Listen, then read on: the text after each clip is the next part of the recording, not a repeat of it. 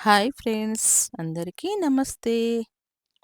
అవిసె గింజల పొడి ఈ విధంగా తయారు చేయండి. ఇది కారప్పొడి. అవిసె గింజలు తీసుకుంటున్నాను 1 కప్పు.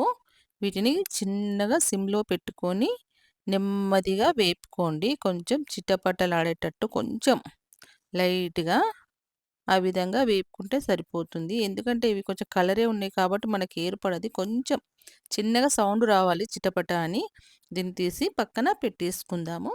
అదే బాండీలో 2 టీ స్పూన్ల ధనియాలు వేస్తున్నాను. 1 టీ స్పూన్ జీలకర్ర వేసుకుందాము. వీటిని కూడా లైట్‌గా వేపుకుందాము.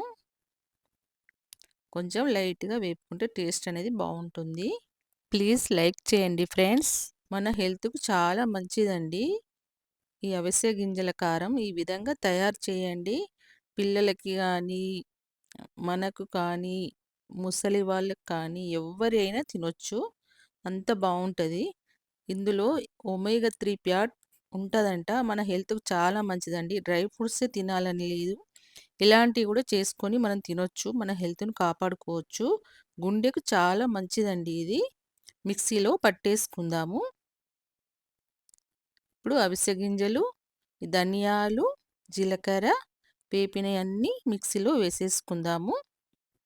ఇందులోకి నేను కారప్పొడి తీసుకుంటున్నానండి. మీ ఇష్టం ఉన్నవాళ్ళు మీరు ఎండుమిర్చి కూడా వేసుకోవచ్చు. నేను సరిపడా కారం తీసుకుంటున్నాను. 1 కప్పు కాబట్టి 1 టీ స్పూన్ తీసుకున్నాను. సాల్టు 1 ఏస్తున్నాను సరిపడా. ఇందులోకి వెల్లుల్లి వేస్తున్నాను. శుభ్రంగా తొక్క తీసి వేసుకోండి. కొందరు వెల్లుల్లి తొక్క తీయకనే వేస్తారు. అది అంత మంచిది కాదండి హెల్త్‌కు. ఎప్పుడు గాని వెల్లుల్లి తొక్క తీసే వెయ్యండి. చూసారా? ఇలా ఈ విధంగా మిక్సీలో పట్టుకోండి. ఒక 2, 3 సార్లు పల్సిస్తే సరిపోతుంది. చూడండి, దీన్ని మనము ఒక నెల రోజులైనా గాజు సీసాలో వేసి నిల్వ ఉంచుకోవచ్చు. మన హెల్త్‌కు మంచిది. మన గుండెకి చాలా మంచిదండి.